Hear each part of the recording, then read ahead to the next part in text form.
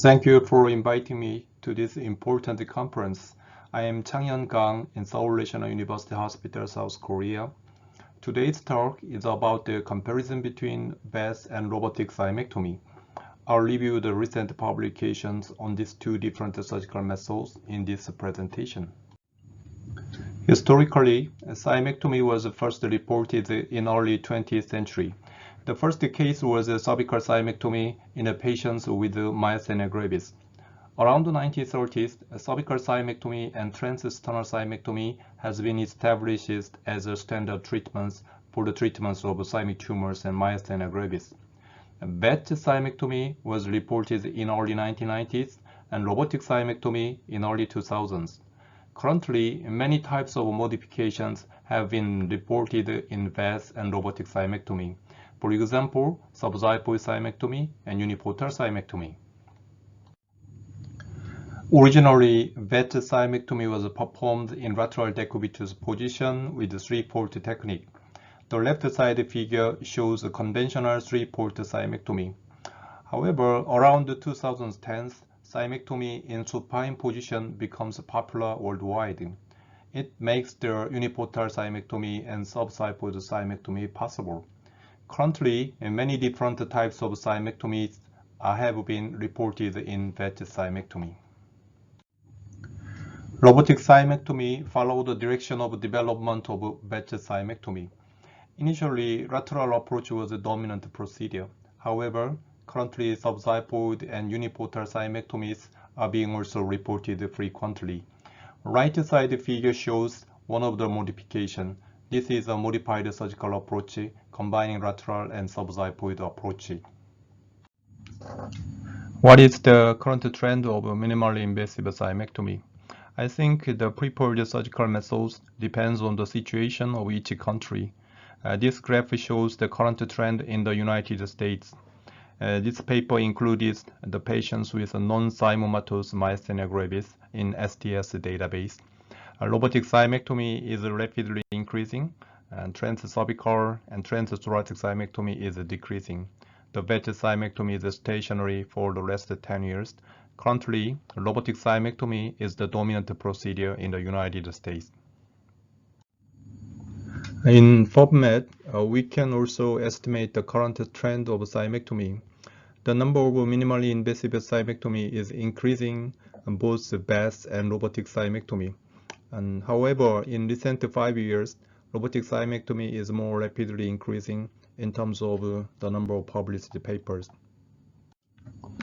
Before reviewing the published papers, I think we must check the difference in general features between VATS and robot. In terms of position of the patients and port location, VATS is more liberal because in robotic surgery, the docking of the robot should be considered. In surgical view, robot always provide excellent view with 4K resolution, 3D vision, and 10 times magnification. However, in VATS, it depends on the ability of a camera assistant and the VATS video system. For general performance inside the thoracic cavity, robot is much easier than VATS because of articulation of the arms. If a surgeon is highly skilled and experienced, he or she can do the similar procedure like as robot. However, it is not possible in all surgeons. In my clinical experience, robot is better in difficult cases. For example, invading surrounding organs, conversion rate increases in case of advanced tumors in VATS thymectomy. The cost is definitely higher in robotic surgery. It is the most significant limitation of robotic surgery. In my opinion, the VATS is ideal for routine thymectomy for early stage tumors. However, robot is ideal for advanced stage tumors which require complex procedure. I'll review the 4 issues between VATS and robotic thymectomy. The first one is the early outcome. There are several meta-analyses comparing VATS and robotic thymectomy published recently. This paper was published in 2021 and included 723 patients. In this meta-analysis, robotic thymectomy shows a lower conversion rate and less pleural drainage time and amount than VATS thymectomy. However, length of stay and postoperative complication were not different. This is another meta-analysis published in 2022. In this paper, 1,400 patients were included, 2 times larger than previous study. In this paper, robotic thymectomy shows better outcomes in blood loss, drainage volume, time, length of stay, and postoperative complication. Although those two papers included different patients group, I could not understand the significant difference between the two meta-analyses. So I summarized the mean difference and odds ratio of the two papers in this table. As you can see in this table, the first 4 factors were similar. The mean difference of blood loss was 16 milliliter and 24 milliliter. Drainage volume was 103 milliliter and 80 milliliter. Drainage day was 1.1 day and 1.0 day. Hospital stay was 0.7 day and 1.0 day. The mean differences were similar in two papers. However, odds ratio of complication was 1.2 in the first paper and 0.5 in the second paper.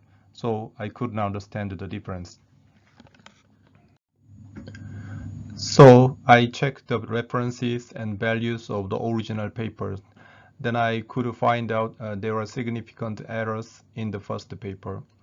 In the paper published in 2022, the upper side paper, the authors correctly referred the paper by Lee and colleagues published in 2020. However, in the paper published in 2021, the lower side paper, this paper was not a paper for thymectomy. It was a paper for posterior mediastinal tumor.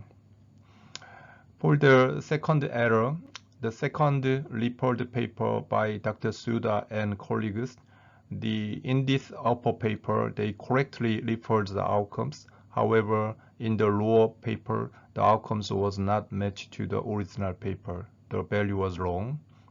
The third problem of the paper was that the third paper, which shows a high complication rate in robotic thymectomy, it was a paper written in French, so I could not check the real value in the paper. I'm not trying to criticize a specific paper, but I want to say that the outcomes which suggest a similar complication rate between VATS and robotic thymectomy may be not correct. The second issue is myasthenia gravis. This is a famous paper for the treatment of myasthenia gravis. This paper included 79 patients with VATS thymectomy and 74 patients with robotic thymectomy. In this paper, comparative remission rate was 39% in robot and 20% in VATS.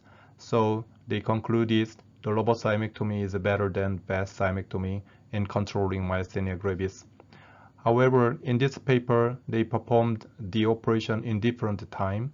I think learning period issue and follow-up time issue must be considered before generalizing the result. And the outcome of this paper was published in a different paper recently. This is a meta-analysis paper on the MG treatment. This paper reanalyzes the outcomes of previous paper. As you can see in the figure, the number of patients is exactly same as the previous paper. In this meta-analysis paper, the 5-year complete remission rate was not different between VATS and robot. As you can see in the figure, 3-year remission rate was higher in robot. However, 2 years later, complete remission rate of VATS thymectomy increased and become comparable to robot. In this paper, the authors concluded in terms of myasthenia gravis control, there is no difference between surgical techniques. I also agree with the conclusion of this paper. The next issue is different approaches. This is a meta-analysis comparing lateral and subxiphoid VATS thymectomy. In this paper, blood loss, pain score, and length of hospital stay was shorter in subxiphoid approach. In pleural drainage and complication rate, subxiphoid approach shows a lower trend. However, the difference was not statistically significant. In my opinion, the number of papers for subxiphoid thymectomy is increasing rapidly, and currently several randomized controlled trials are ongoing. So rapid change of the knowledge for this area will happen in short time. A paper comparing robotic subxiphoid and lateral thymectomy is very rare. We performed a comparative study for 388 patients who underwent robotic thymectomy. What we could find out in this study was the subxiphoid approach was feasible for complex upper mediastinal tumor resection, and postoperative pain was lower than lateral approach. However, more studies on this issue are necessary. The last issue is long-term outcomes. Long-term outcomes of VATS thymectomy in early stage thymoma was published in 2017. In this paper, including 2,800 patients with stage 1 and 2 thymoma from 32 Japanese centers were included. The 5-year overall survival was 97%, and 5-year recurrence-free survival was 93%. And those survival rates were comparable to survival of open thymectomy. The conclusion of this paper was that in early stage thymoma, the long-term outcomes were comparable to open thymectomy. Our group also reported the long-term outcomes of robotic thymectomy. We analyzed 158 patients who underwent robotic thymectomy for thymic epithelial tumor. Difference from the previous paper was we included 15% thymic carcinoma and 10% stage 3 and 4 tumors. We also used the AJCC staging, not the Masaoka staging. In this paper, 5-year overall survival of thymoma was 97% and recurrence-free survival was 93%, which was nearly identical to the previous paper. Currently, it is generally accepted long-term survival does not affected by surgical method. I must conclude my presentation. Both VATS and robotic thymectomy is valuable surgical options in minimally invasive thymectomy. Robotic thymectomy shows the comparable early outcomes to VATS thymectomy. Low conversion rate and short hospital stay may be possible advantages of robotic thymectomy. And subxiphoid approach could achieve lower postoperative pain in VATS and robotic thymectomy. And robotic subxiphoid approach can be a good surgical option for more complex surgery in the upper mediastinum. Long-term survival and recurrence were comparable between VATS and robotic thymectomy in early stage thymic epithelial tumors. Thank you for your attention.